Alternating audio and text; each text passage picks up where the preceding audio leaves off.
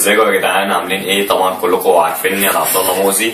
انا طبعا انتوا عارفين انا بعمل ايه. طبعا اي حوار، اي خناقه، اي حاجه بتحصل معاكم تقولوا عبد الله موزي بصوت عالي، تلاقيني من لا مكان مره واحده طلعت لكم وخلصت لكم الحوار طبعا، وكل حاجه بقت زي الفل.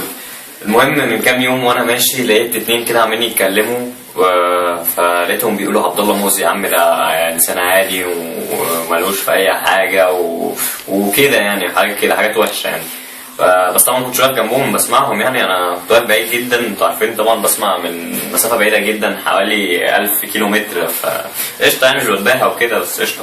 المهم انا كنت طبعا مش قلت بقى فاكس اروح اقول لهم بقى انتوا مش عارفيني ولا ايه ومش عارفين انا بعمل ايه وكده، وقلت اعمل فيديو واوري للناس كلها انا اقدر اعمل ايه. وطبعا هعمل حاجه خفيفه جدا يعني، حاجه هبله بس قشطه برضه اوريها لكم يعني.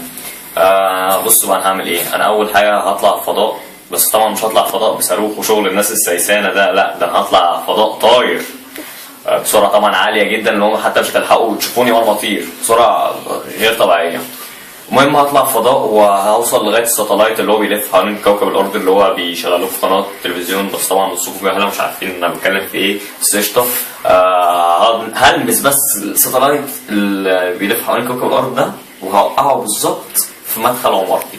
هوريك هوقعه فين يعني قبل ما اطير وكده والشغل ده بس. وهو يا جدعان احنا راكبين اسانسير انا ومحمود صاحبي حبيبي، هننزل نصور دلوقتي المكان اللي هيقع فيه الساتلايت. طبعا مش عايز اتباهى ولا حاجه، انا هعمل الحوار ده سريع جدا. طبعا بصوا بيأكد لكم الحوار ده عبد الله بيعمله كل يوم يا جدعان. التمرين بتاعي حاجه سهله بالنسبه لي.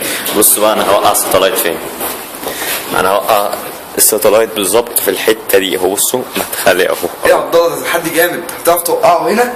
عيب عليك يا ابني، عيب عليك. انت كنت كل مره بتوقعه بس كنتش بتعرف تحدد المكان ده، المره دي تحدي. انا ما بالظبط تحدي بالنسبه لي برضه، انت فاهم، فعارف اللي هو لازم يعني، انت فاهم، بتحدى نفسي برضه. هنا معاك وترفع راس مصر فوق. عيب عليك، شكرا محمود حبيبي.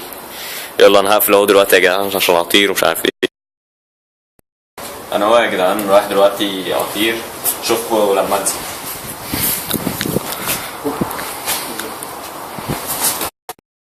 ايه ده؟ عبد الله راح فين؟ ما اختفى تقريبا، طار. خلاص يبقى احنا اكيد هنستناه لما يوقع السطح.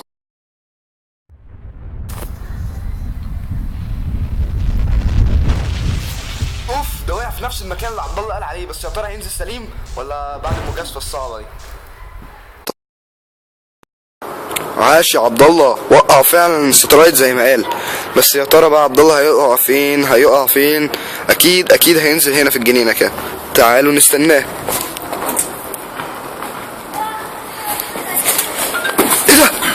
ايه ده؟ عملتها ازاي يا عبد الله؟ انت عملتها ازاي؟ نزلت صح؟ ايه ده ايه؟ لا ايه ده بجد انا عملتها. عاش. صورت البتاع كويس؟ الحمد لله.